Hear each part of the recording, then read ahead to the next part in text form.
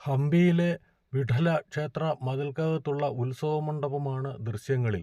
മണ്ഡപത്തിലേക്ക് പ്രവേശിക്കുന്ന ചവിട്ടുകല്ലിൻ്റെ വശങ്ങളിലുള്ള ആനയുടെ ശില്പങ്ങൾ, അതുപോലെ തന്നെ മുകളിലേക്ക് കയറിക്കഴിയുമ്പോൾ കാണുന്ന തൂണുകൾ, ഒറ്റ കല്ലിലാണ് ഈ വ്യാളി ശില്പം ഉൾപ്പെടെയുള്ള തൂണുകൾ നിർമ്മിച്ചിരിക്കുന്നത്.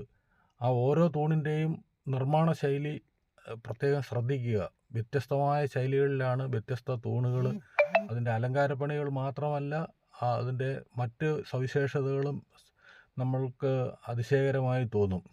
മച്ചിൻ്റെ നിർമ്മാണം നോക്കുക. മച്ചിൻ്റെ ബീമുകൾ, ആ ബീമുകളിൽ പോലും ചിത്രപ്പണികളുണ്ട്. ആ ബീമുകൾ തൂണുകളോട് ചേരുന്നിടത്ത് വരുന്ന ബ്രാക്കറ്റുകൾ എത്ര ഭംഗിയായിട്ടാണ് നിർമ്മിച്ചിരിക്കുന്നതെന്ന് നമുക്ക് കാണാൻ മനസ്സിലാക്കും. ഇതിൻ്റെ അധിഷ്ഠാനത്തിൽ പോലും പണികളുണ്ട്. അധിഷ്ഠാനം എന്ന് പറയാൻ ബേസ്മെൻറ്റ്.